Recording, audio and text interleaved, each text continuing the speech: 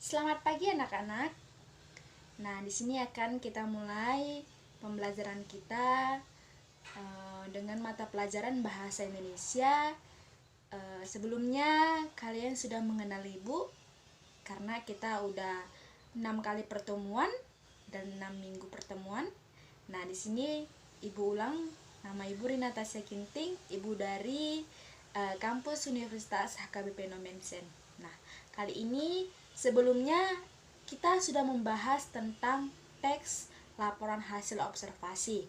Nah, minggu lalu kita sudah mengetahui apa pengertian dari teks laporan hasil observasi. Pasti masih ingat kan? Baik. Nah, di sini kita akan memasuki materi baru tentang struktur kaidah kebahasaan dan hasil observasi yang kita akan buat. Akan memulai materi kita mengenai struktur dan kaidah kebahasaan teks laporan hasil observasi. Nah, sebelum kita memasuki materi kita, perhatikan semua ya, dan Ibu akan menjelaskan satu persatu apa saja struktur dan kaidah kebahasaan teks laporan hasil observasi.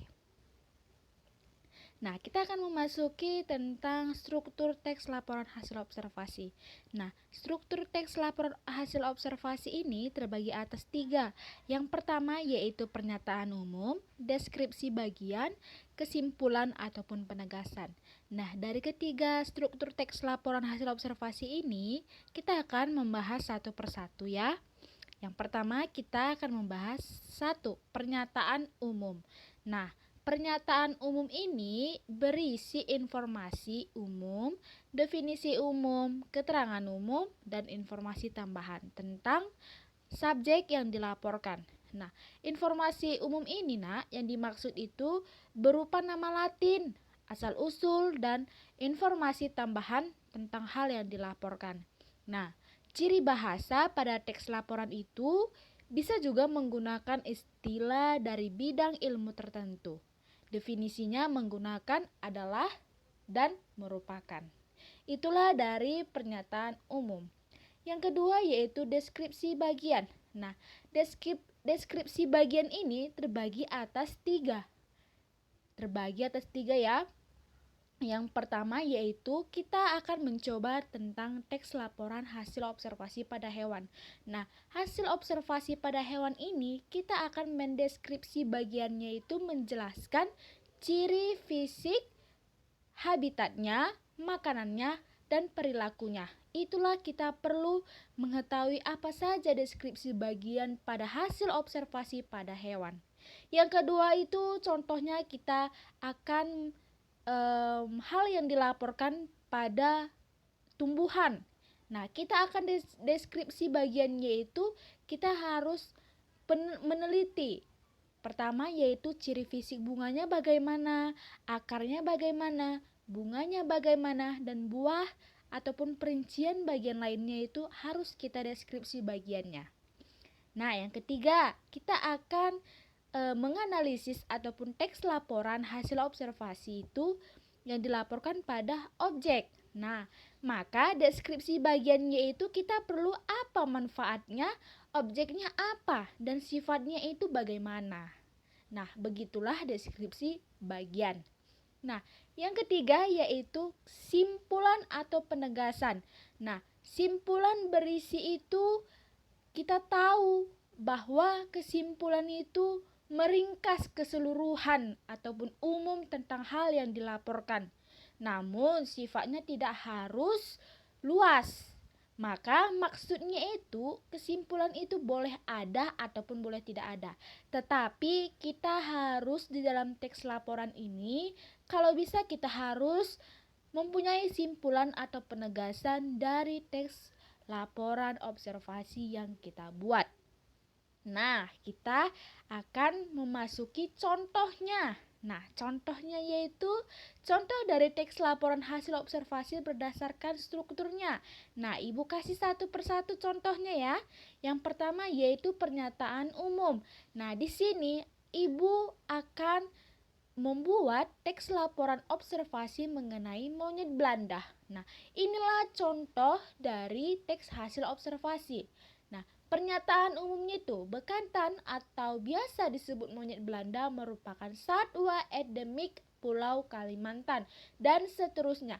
Inilah termaksud dengan pernyataan umum. Inilah contohnya dari hasil teks laporan observasi. Nah, yang kedua, deskripsi bagian. Nah, deskripsi bagiannya itu tadi pengertiannya apa saja dia, apa saja bagian-bagian yang ada dalam monyet Belanda ini. Nah, inilah bagiannya. Ciri-cirinya termasuk hidung panjang dan besar pada bekanan. Inilah ciri-ciri dari monyet Belanda.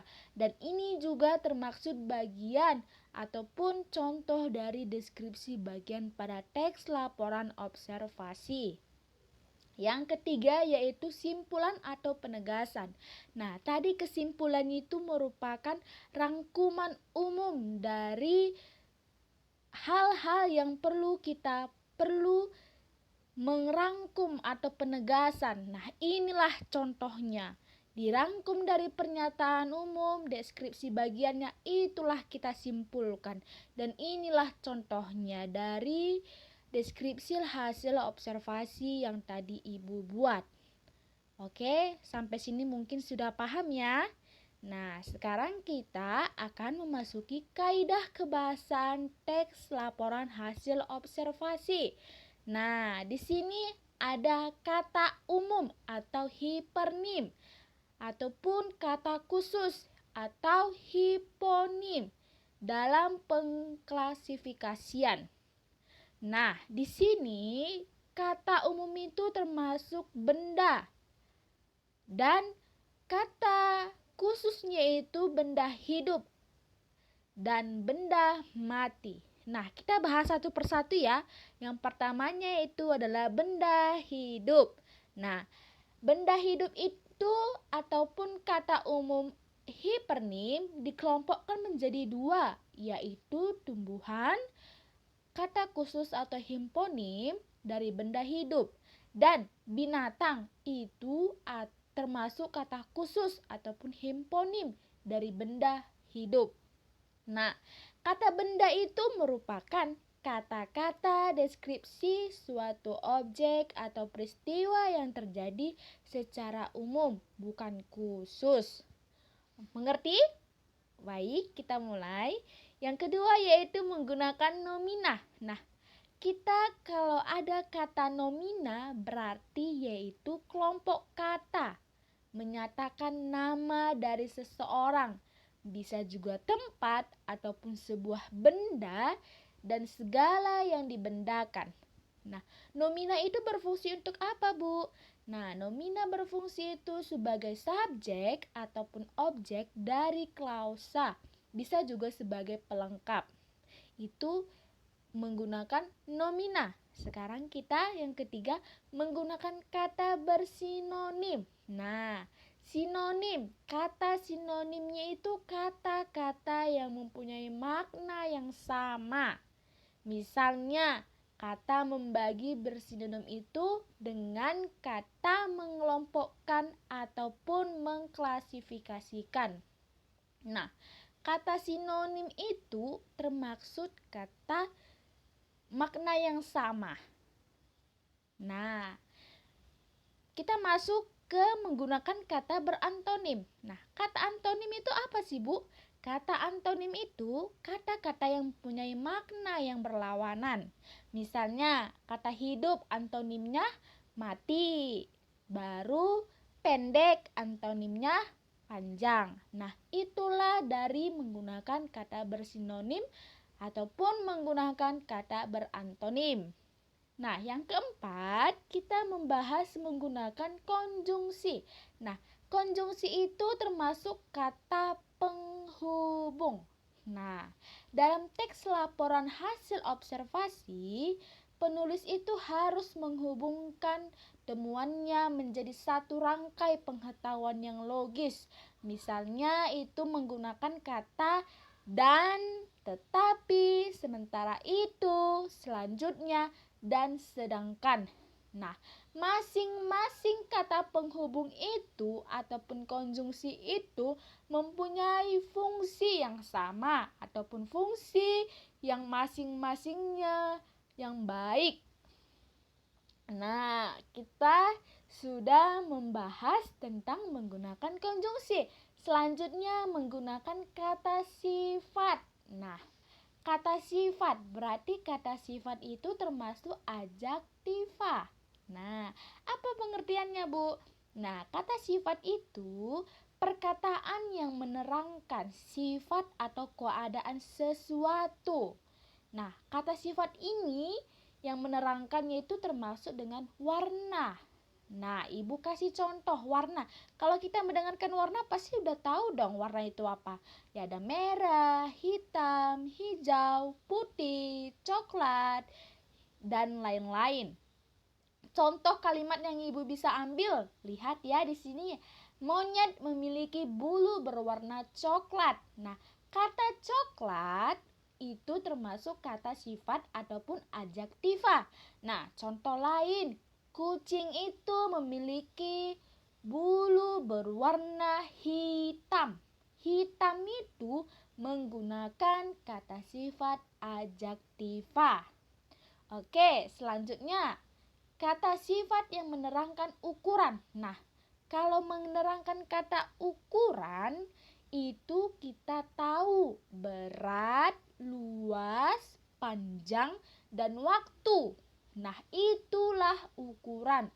Contoh kalimatnya yang Ibu bagi ini, pohon jati memiliki tinggi 20 meter. Nah, tinggi yang Ibu garis miring tebal itu termaksud dengan ukuran.